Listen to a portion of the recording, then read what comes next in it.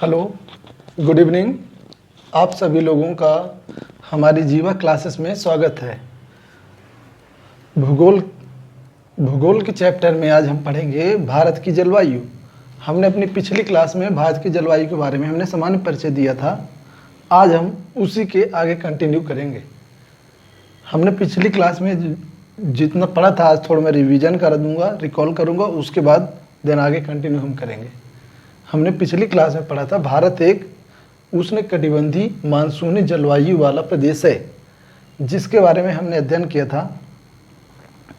उसके बारे में हम अध्ययन किए थे कि भारत एक उष्णकटिबंधीय जलवायु वाला प्रदेश है। भारत एक उष्णकटिबंधीय जलवायु वाला प्रदेश होने के दो कारण हम पढ़े थे। उष्णकटिबंधीय होने के पहले उष्णकटिबंधीय के लिए पढ़े थे, इसके बाद उष्णकटिबंधीय मानसूनी जलवायु के लिए दो अलग अलग कारण पढ़े थे। पहला हम उष्णकटिबंधीय के लिए पढ़े थे कि भारत के उत्तर में हिमालय पर्वत है। भारत के उत्तर में हिमालय पर्वत है। हिमालय पर्वत होने के कारण भारत के उत्तर में हिमालय पर्वत होने के कारण हिमालय पर्वत है, ये जलवायु विभाजक का काम करता था। जलवायु विभाजक की भूमिका निभाता था। जबकि कर्क रेखा जो भारत के मध्य से होकर गुजरी है, ये जलवायु विभाजक की भूमिका नहीं निभा पाती है, बल्कि असली में कौन निभा रहा था? हिमालय पर्वत। ठीक है, इस कारण से हमने बताया था कि भारत एक उष्णकटिबंधीय जलवायु वाला प्रदेश है। और ये भी बताया था भारत में वर्षा दो मानसूनों से होती है, एक दक्षिण पश्चिमी मानसून से और एक उत्तर पूर्वी मानसून से। इस कारण से हमने बताया था भारत एक उष्णकटिबंधीय मानसूनी जलवायु वाला प्रदेश है। हमने बताया था कर्क रेखा भारत के मध्य से होकर गुजरती है। हमने बताया था कर्क रेखा भारत के मध्य से होकर गुजरती है। ये है कर्क रेखा और ये है मकर रेखा और ये है भूमध्य रेखा, जिसे विषुवत रेखा बोलते हैं, 0 डिग्री। ठीक है, तो भारत के मध्य से होकर गुजरती है। जबकि क्या है, सूर्य की किरणें वर्ष भर कर्क रेखा और मकर रेखा के क्षेत्र में ही लंबवत पड़ती है, जिस कारण से ये क्षेत्र बहुत ज़्यादा गर्म हो जाता है। इस कारण से इस क्षेत्र को उष्णकटिबंधीय क्षेत्र कहते हैं। लेकिन इसके बावजूद ये कर्क रेखा इसके ऊपर वाले क्षेत्र को बोलते हैं शीतोष्ण कटिबंधीय। इसके बारे में भी हमने कल चर्चा किया था अपनी लास्ट क्लास में। लेकिन इसके बावजूद भारत एक उष्णकटिबंधीय, भारत की स्थिति यहाँ से ऐसी स्थिति, जबकि भारत होना चाहिए उष्णकटिबंधीय और शीतोष्णकटिबंधीय दोनों वाला, लेकिन भारत एक उष्णकटिबंधीय मानसूनी जलवायु वाला प्रदेश है। तो मानसूनी के बारे में हमने बताया था, भारत में दो तरह से मानसूने पाए जाते हैं, उत्तर पूर्वी मानसूनी और दक्षिण पश्चिमी मानसूनी।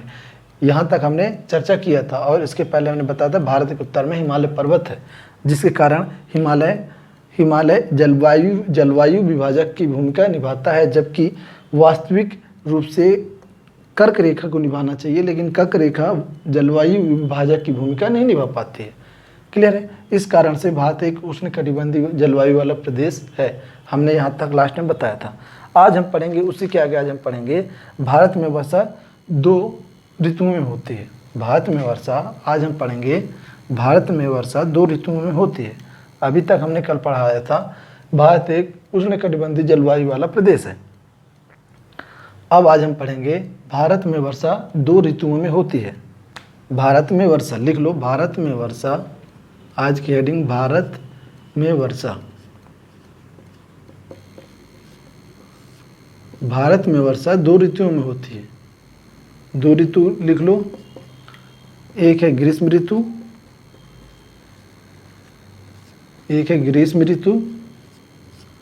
और दूसरा शीत ऋतु। भारत में वर्षा दो ऋतुओं में होती है, एक है ग्रीष्म ऋतु और दूसरा शीत ऋतु। तो थोड़ा सा ग्रीष्म ऋतु के बारे में आज हम पढ़ेंगे, इसके बाद शीत ऋतु के बारे में पढ़ेंगे।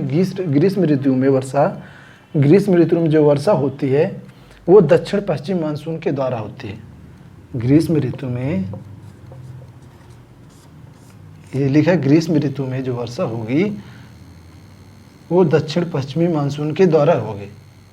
और जो जो शीत ऋतु में वर्षा होगी, ये शीत ऋतु में जो वर्षा होगी वो उत्तर पूर्वी मानसून के कारण होगी। ठीक है, शीत ऋतु में वर्षा दो क्षेत्रों से हो, दो शीत ऋतु में वर्षा दो मानसूनें बोल दें या दो क्षेत्र में बोल दें, या दो कारणों से शीत ऋतु में वर्षा होती है। इनके बारे में इसके अगली क्लास में चर्चा करेंगे, लेकिन आज हम पढ़ेंगे भारत में वर्षा दो ऋतुओं में होती है, एक ग्रीष्म ऋतु में होती है और एक शीत ऋतु में होती है। तो आप हेडिंग में लिखेंगे ग्रीष्म ऋतु में वर्षा। ठीक है, तो हेडिंग में लिखेंगे ग्रीष्म ऋतु में वर्षा। ग्रीष्म ऋतु में वर्षा भारत में 1 जून से प्रारंभ होती है, 1 जून से प्रारंभ होती है और 15 सितंबर तक 15 सितंबर तक पूरे भारत में 15 सितंबर तक पूरे भारत में वर्षा प्रारंभ होती है। 1 जून से भारत में वर्षा की शुरुआत होती है। 1 जून को भारत के ये वाले तट, मालाबार तट में, ठीक है, भारत के केरल के मालाबार तट में होती है, जबकि 1 जून को भारत में केरल के मालाबार तट में प्रारंभ होती है, जबकि 15 जून तक पूरे भारत में फैल जाती है। भारत में ग्रीष्म ऋतु में होने वाली वर्षा दक्षिण पश्चिम मानसून से होती है। ये जो है, ये जो बना हुआ है, इसके नीचे हिंद महासागर है, इधर साइड ये जो नक्शा बना हुआ भारत के बगल बंगाल की खाड़ी, भारत के इधर साइड पश्चिम में अरब सागर है।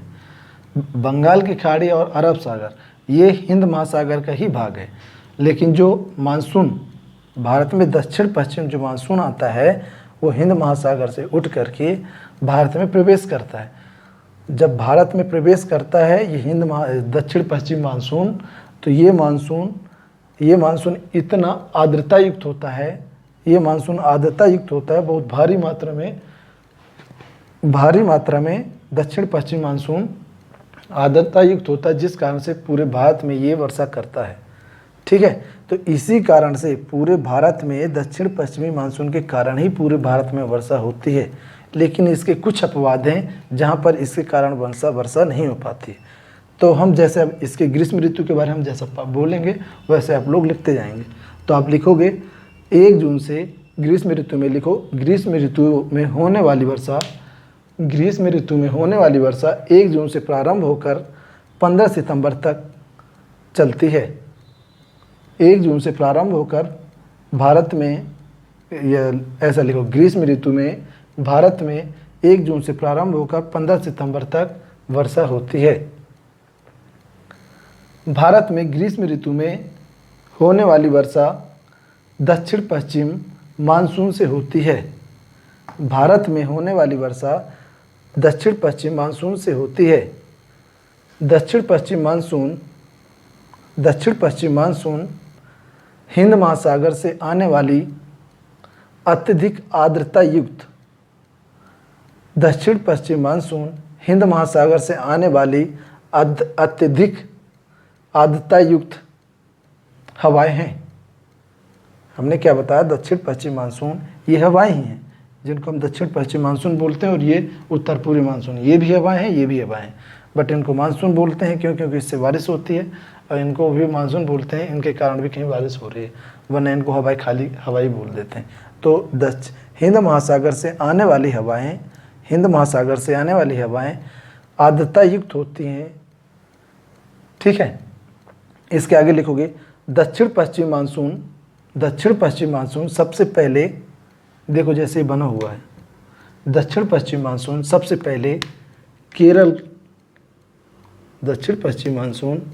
पहले 1 जून को केरल के मालाबार तट पर वर्षा करता है। दक्षिण पश्चिम मानसून 1 जून को यहाँ पर कौन सा है, यहाँ पर केरल का मालाबार तट, ये राज्य है यहाँ पर केरल, तो यहाँ पर है केरल का मालाबार तट, और हमने यहाँ बताया था कल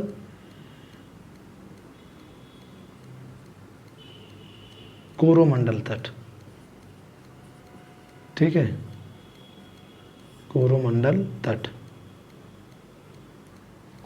तो हमने क्या बताया, दक्षिण पश्चिम मानसून, हमने क्या बताया, हिंद महासागर से आने वाली हवाएं बहुत ज़्यादा आर्द्रता युक्त होती हैं। उसके आगे दक्षिण पश्चिम मानसून 1 जून को सबसे पहले केरल के मालाबार तट पर वर्षा करती हैं।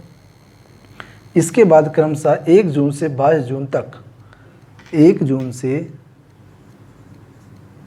22 जून तक, इसके बाद क्रमशः 1 जून से 22 जून तक पूरे भारत में मानसून फैल जाता है, अर्थात पूरे भारत में वर्षा होने लगती है। ठीक है, अर्थात पूरे भारत में वर्षा होने लगती है। आगे लिखोगे, दक्षिण पश्चिम मानसून पूरे भारत में वर्षा करता है, लेकिन तमिलनाडु के कोरोमंडल तट पर तथा आंध्र प्रदेश के तट पर और उड़ीसा के तट पर वर्षा नहीं कर पाता है। क्लियर है? ये तो था हमारा ग्रीष्म ऋतु के बारे में। ग्रीष्म ऋतु में भारत में वर्षा होती है। भारत में वर्षा हमने बताया 2 ऋतु में होती है, ग्रीष्म ऋतु में और शीत ऋतु में। तो अभी हमने हेडिंग में क्या डाला था, ग्रीष्म ऋतु। अब हम डालेंगे शीत ऋतु। अब पढ़ेंगे हम शीत ऋतु के बारे में। क्लियर है? मैं जैसे बोलता हूँ और समझाता हूँ, मैं जैसे बोलते जाता हूँ वैसे आप लोग नोट्स बनाते जाएंगे, तो आपको समझने में और नोट्स बनाने में कहीं समस्या नहीं होगी। ठीक है? तो इसलिए अगर आप नोट्स बना लेंगे तो मैं जो समझाया हूँ, अगर आपको कहीं डाउट भी होगा ना तो 100% क्लियर होगा। कहीं पर ये नहीं लगेगा कि मैंने कहीं पर कोई मिस किया है या कोई बात नहीं बताई। ऐसे धीरे धीरे करके पूरी भारत की जलवायु क्लियर हो जाएगी। अभी तो हम इसकी विशेषताओं के बारे में हम चर्चा कर रहे हैं, जलवायु की विशेषताओं के बारे में चर्चा कर रहे हैं। इसके बाद इसके कारण पर और इसके बाद कारण के निराकरण पर भी चर्चा करेंगे। क्लियर है? तो अब हम दूसरा हेडिंग डालेंगे, शीत ऋतु में वर्षा। शीत ऋतु में वर्षा। शीत ऋतु में वर्षा। भारत में शीत ऋतु में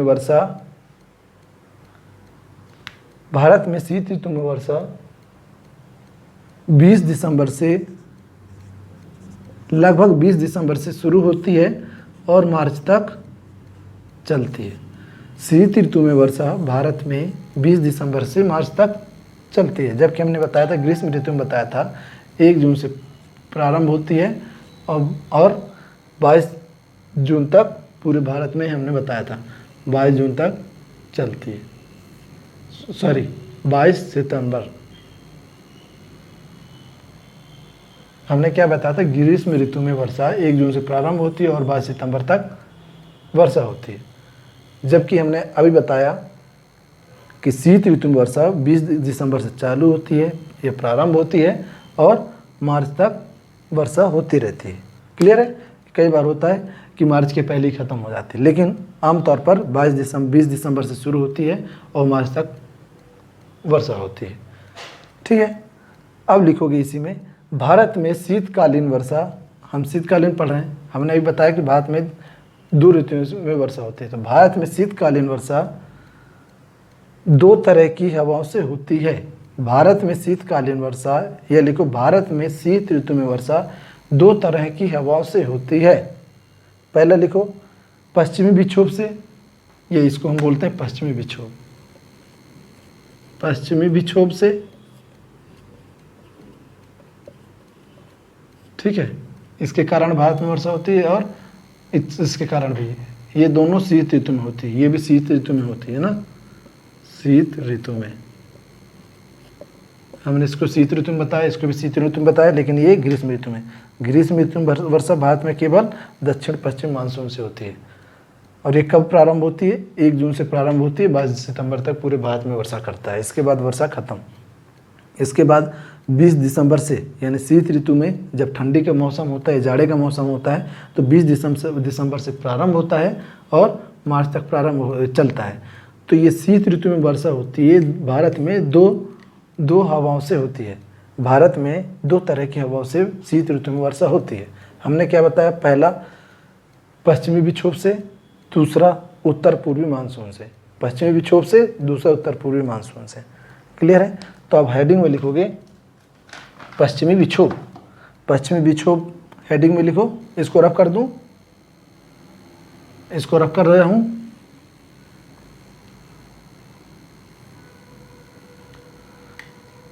पश्चिमी विक्षोभ, पश्चिमी विक्षोभ के बारे में हमें थोड़ा चर्चा कर दूं। इसका पश्चिमी विक्षोभ नाम दे दिया गया है।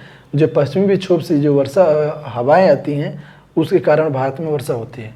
अब बता दूं कि भारत के पश्चिम में इधर यूरोप महाद्वीप है, यूरोप महाद्वीप, भारत के पश्चिम में यूरोप महाद्वीप है। यूरोप महाद्वीप में भूमध्य सागर से, यूरोप महाद्वीप के भूमध्य सागर से, भूमध्य सागर और कैस्पियन सागर और काला सागर, भारत के पश्चिम में ये यूरोप में महाद्वीप में ये सागर है। इन सागर में शीतोष्ण कटिबंधी, शीतोष्ण पश्चिम में एक विक्षोभ शीतोष्ण चक्रवात, मैंने गलत बोल दिया, इसको ऐसा बोला। भारत के पश्चिम में यूरोप महाद्वीप में, भारत के पश्चिम में यूरोप महाद्वीप में एक शीतोष्ण चक्रवात का जन्म होता है। शीतोष्ण चक्रवात पश्चिम में यूरोप महाद्वीप में भूमध्य सागर के ऊपर शीतोष्ण चक्रवात का जन्म होता है। ठीक है, शीतोष्ण चक्रवात का जन्म होता है। और इसके आगे जो भारत के उत्तर में यानी कि हिमालय पर्वत के उत्तर में कहा जाए तो एशिया महाद्वीप और तिब्बत के पठार और चीन में, एशिया महाद्वीप इधर उत्तर में एशिया महाद्वीप है, यानी कि रूस, तिब्बत का पठार और चाइना, यहाँ पर ठंडी जो हवाएं प्रवाहित होती हैं। तो मैं क्या बता रहा था, इधर यूरोप महाद्वीप में जो धाराएं हैं, जो ठंडी हवाएं प्रवाहित होती हैं, यूरोप महाद्वीप में जो ठंडी हवाएं प्रवाहित होती हैं वो हवाएं पश्चिम से पूर्व की ओर प्रवाहित होती हैं। मैंने क्या बताया, यूरोप महाद्वीप में ठंडी हवाएं पश्चिम से पूर्व की ओर प्रवाहित होती हैं। और पश्चिमी विक्षोभ जो मैं बता रहा हूँ, पश्चिमी विक्षोभ एक शीतोष्ण चक्रवात है। ये भूमध्य सागर के ऊपर शीतोष्ण चक्रवात का जन्म होता है। और जब हवाएं पश्चिम से पूर्व की ओर प्रवाहित होती हैं, तेज हवाएं पश्चिम से पूर्व की ओर प्रवाहित होती हैं, तो ये इस शीतोष्ण चक्रवात को भारत की ओर ले आती है, मतलब भारत में ले आती है। जब ये लेकर के आती हैं तो उन्हें जेट धाराएं कहते हैं। वो जो हवाएं चलती हैं उन्हें हम जेट धारा कहते हैं। और जेट धाराओं के द्वारा ही ये पश्चिमी विक्षोभ भारत में आता है, या शीतोष्ण चक्रवात भारत में आता है। ठीक है, जब ये शीतोष्ण चक्रवात भारत में आता है तो उसको हम पश्चिमी विक्षोभ नाम देते हैं, इसी को हम पश्चिमी विक्षोभ नाम देते हैं। ठीक है, जब यह भारत में प्रवेश करता है तो उसको हम पश्चिमी विक्षोभ देते हैं। इसकी एक शाखा उत्तर में चल जाती है, यानी कि हिमालय के उत्तर में, तब दूसरी शाखा भारत में प्रवेश करती है। ठीक है, तो पश्चिमी विक्षोभ के कारण ही शीत ऋतु में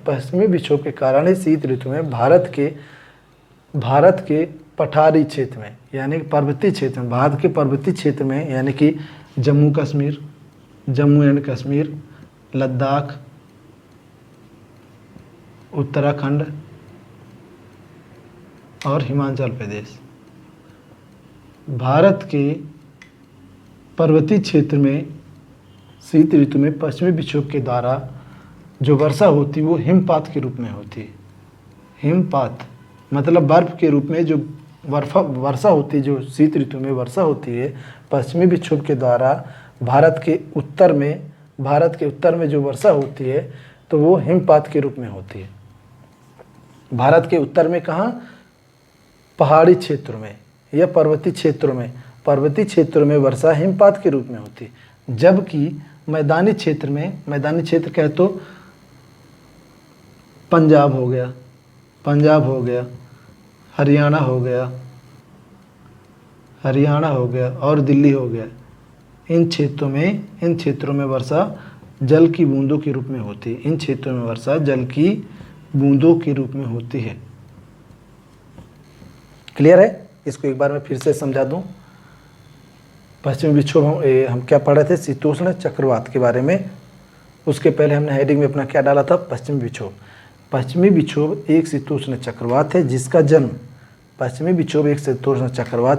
जन्म भूमध्य सागर के ऊपर होता है। भूमध्य सागर के ऊपर होता है। यूरोप महाद्वीप में प्रवाहित होने वाली जेट धाराओं के द्वारा यही शीतोष्ण चक्रवात भारत में आता है। जब ये शीतोष्ण चक्रवात भारत में प्रवेश करता है तो इसे हम पश्चिमी विक्षोभ नाम देते हैं।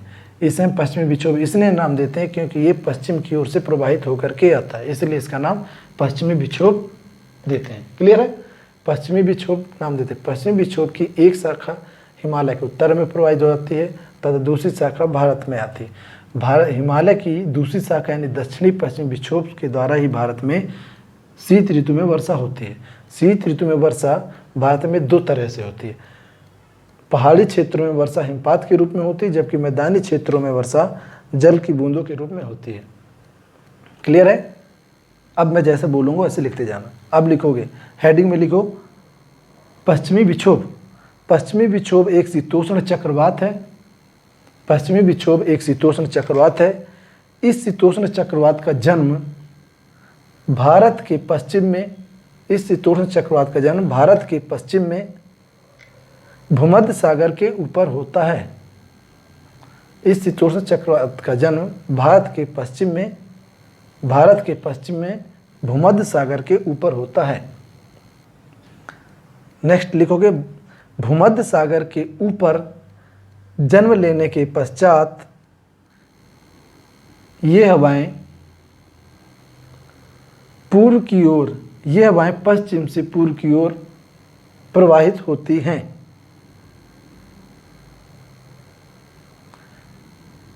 पूर्व की ओर प्रवाहित होते हुए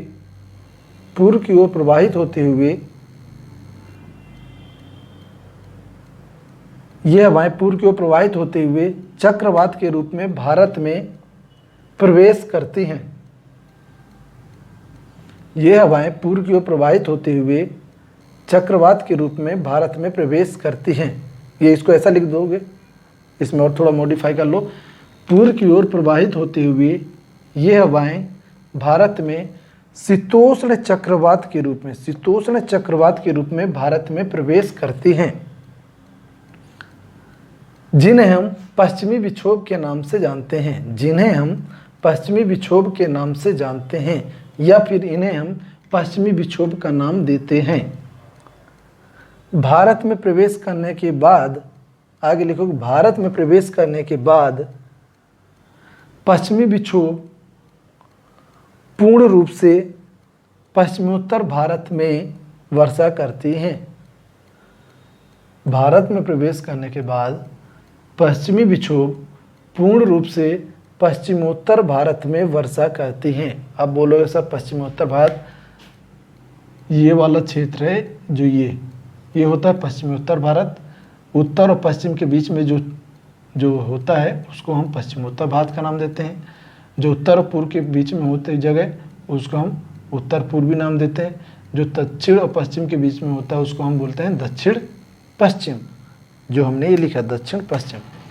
और जो दक्षिण पूर्व के बीच में होता है उसे हम बोलते हैं दक्षिण पूर्व। क्लियर है? तो हमने क्या बताया, ये हवाएं जब भारत में प्रवेश करती हैं, जब ये हवाएं भारत में प्रवेश करती हैं या शीतोष्ण चक्रवात भारत में जब प्रवेश करता है तो भारत के पश्चिमोत्तर राज्य में या भारत के पश्चिमोत्तर क्षेत्र में वर्षा करता है। ठीक है? पश्चिमोत्तर विक्षोभ द्वारा होने वाली वर्षा पहाड़ी क्षेत्रों में अर्थात जम्मू कश्मीर, लद्दाख, उत्तराखंड और हिमाचल प्रदेश में हिमपात के रूप में होती है, जबकि भारत के मैदानी क्षेत्र में अर्थात पंजाब, हरियाणा और दिल्ली में जल की बूंदों के रूप में वर्षा होती है। ये तो था हमारा पश्चिमी विक्षोभ, कंप्लीट हो गया।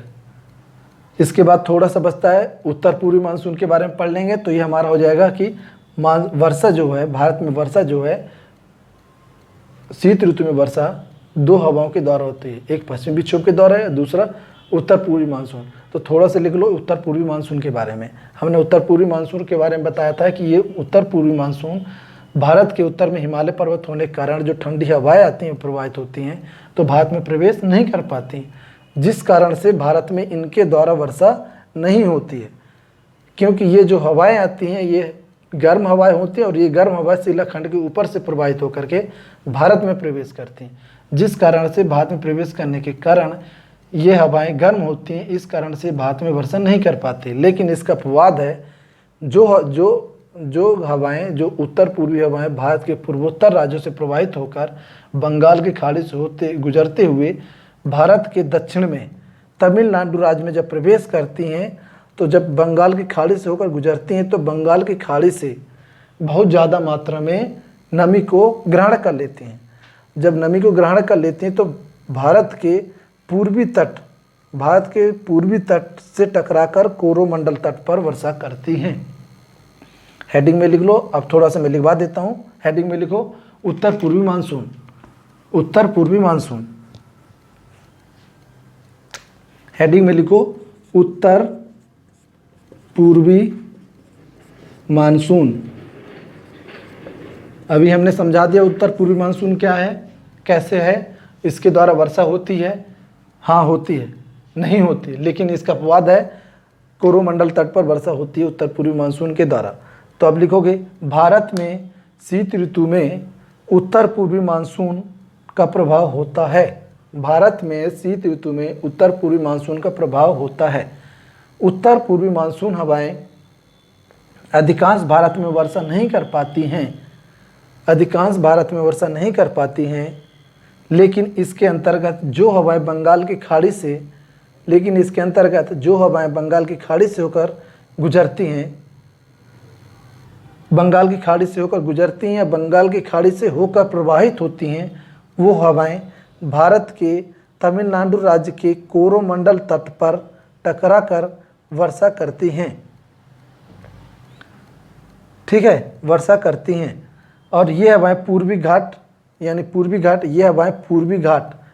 घाट के कोरोमंडल तट से टकरा करके भारत में वर्षा करती हैं। इस प्रकार हम कह सकते हैं कि शीत ऋतु में भारत के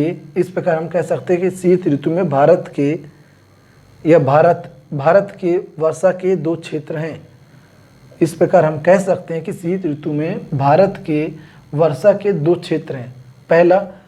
पहला पश्चिमी विक्षोभ के द्वारा भारत के पहाड़ी क्षेत्रों में जम्मू कश्मीर, लद्दाख, उत्तराखंड, हिमाचल प्रदेश में होती है। दूसरा पश्चिमी विक्षोभ के द्वारा मैदानी क्षेत्रों में वर्षा पंजाब, हरियाणा, दिल्ली में भी होती है। दूसरा है, इसके अलावा दूसरा पॉइंट है, उत्तर पूर्वी मानसून के द्वारा भारत में वर्षा तमिलनाडु के कोरोमंडल तट पर होती है। आज का हमारा टॉपिक क्लियर होगा। इसके बाद अगले टॉपिक पे हम मूव करेंगे। धन्यवाद।